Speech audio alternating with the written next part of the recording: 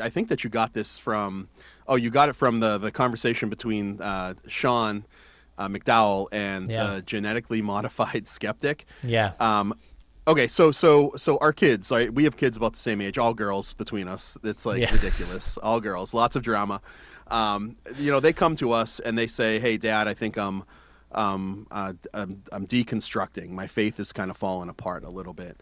I thought that what you brought up was really poignant, and there was three things, and the first one was, if I remember correctly, you know what, honey, I love you. Mhm. Period. Yeah. I love that saying. I love you. Yeah. Period. And Yeah. what do you have to say? Like, build on that. Sure. So this is so Drew has a big channel. He's an atheist, and he just did a discussion with Sean McDowell. Very valuable to listen to his discussion.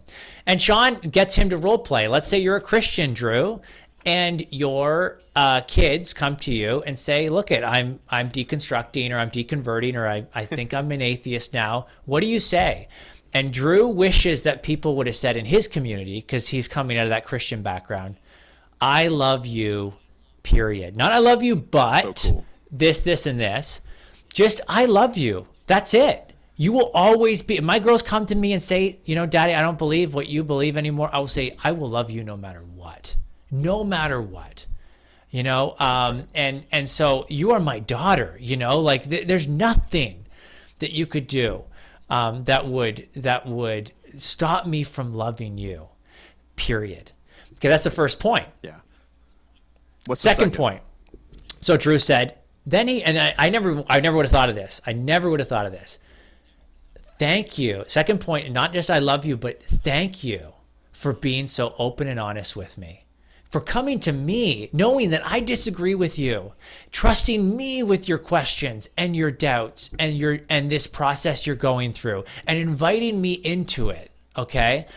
So thank you. So the first thing is just communicating love. The second thing is just thanking them for being honest and open with you. Because I think there's a lot of young people who are struggling, and they don't feel safe going to mom or dad. They don't feel safe going to the youth Yeah. pastor because they think they're going to get, judged or whatever. Okay. They're going to get arguments beat down their throat or something, Bibles thrown at them. I don't know. They just don't feel safe.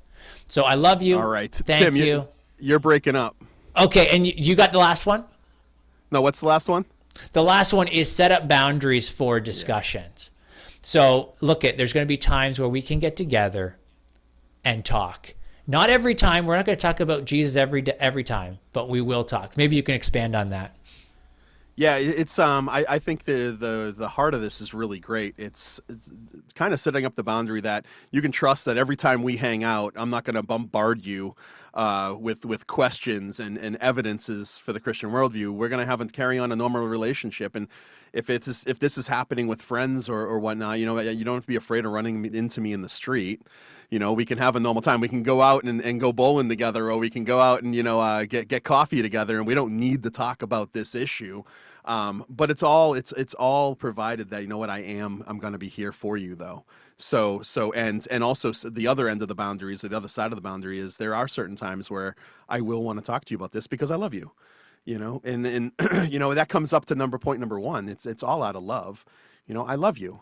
So I want to talk to you about these things, and I care for you, and I care for your eternal destiny, and I care for your soul, and I care for your mind. So I'm going to bring these things up.